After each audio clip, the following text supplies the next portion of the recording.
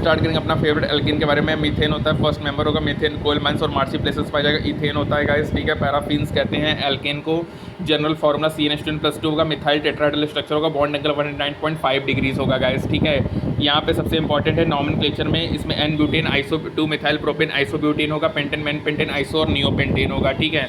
Butane के कितने isomer होंगे? 2 चेन आइसोमर होंगे। पेंटेन के 3 चेन आइसोमर होते हैं। हेक्सेन के 5 आइसोमर होते हैं, ठीक है। टर्मिनल कार्बन एटम ऐसा ही प्राइमरी होगा। न्यू और क्वाटर्नरी होगा वो 4 कार्बन एटम से अटैच होता है। हेक्सेन के 5 आइसोमर, हेप्टेन के 9 आइसोमर, डेकेन के 75 आइसोमर होते हैं गाइस, ठीक है। जनरल फॉर्मूला क्या होगा? CnH2n+1 होता है गाइस, ये भी इंपॉर्टेंट है, ठीक है।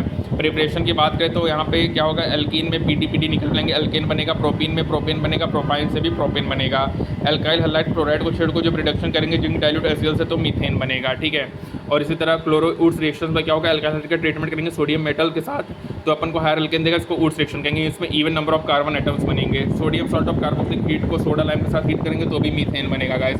कोल्बो इलेक्ट्रोलिसिस में क्या होगा? Even number of carbon anode पे CO2 गैस, कैथोड पे H2 गैस मिलेगा, ठीक है। मीथेन नहीं प्रिपेयर्ड होता है। नॉन पोलर होगा, वांडरवाल फोर्स होगा, C1 से C4 गैस होगा, C5 से C17 लिक्विड होगा, हायर और सॉलिड होंगे। कलरलेस वाटरलेस होगा। पेट्रोल मिक्सचर ऑफ हाइड्रोकार्बन होगा जिसका यूज होता है as a fuel for automobiles होगा, ठीक है। ग्रीस क्या होगा? मिक्सचर ऑफ हायर एल्केन्स होगी, नॉन पोलर और हाइड्रोफोबिक होगा नेचर में। पोलर सॉल्वेंट पोलर होगा, नॉन पोलर होगा। डिजॉल्व लाइक डिजॉल्व होगा।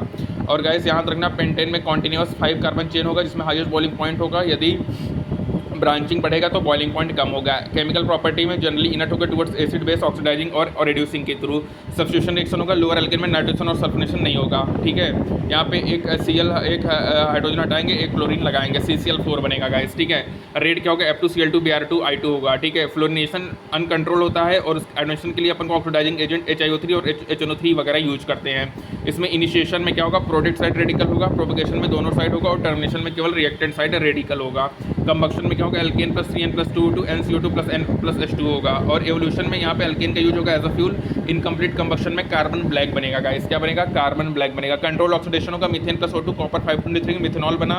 MO2O3 के साथ हीट करेंगे मिथेनॉल बनेगा और इथेन के साथ इथेनोइक एसिड बनेगा। और 3 डिग्री होगा तो KMnO4 मिलाएंगे तो एल्कोहल में कन्वर्ट होगा। आइसोमराइजेशन NHN में क्या होगा? 2 मिथाइल पेंटेन 3 मिथाइल पेंटेन बनेगा। एरोमेटाइजेशन में क्या होगा? NX में Cr2O3 V2O4 और MO2O3 ये हमारा किस में कन्वर्ट करेगा? बेंजीन में कन्वर्ट करेगा। मीथेन में पानी मिलाएंगे निकल के साथ हीट करेंगे तो CO और H2 बनेंगे। ये मेथड होता है हाइड्रोजन गैस बनाने को।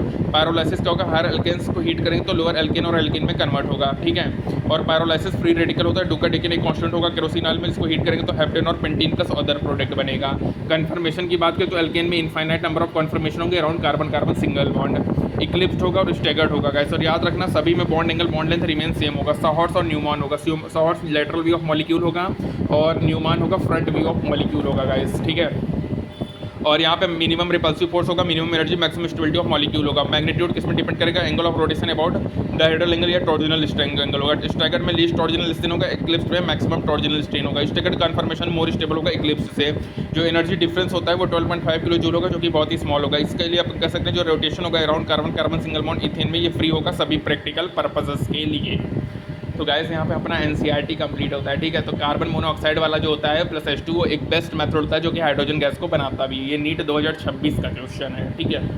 और याद रखना स्टैगर्ड फॉर्म में लीस्ट टॉर्जिनल स्ट्रेन होगा, इक्लिप्स में मैक्सिमम टॉर्जिनल स्ट्रेन होगा। स्टैगर्ड कन्फर्मेशन मोर स्टेबल होता है इक्लिप्स से, ठीक है।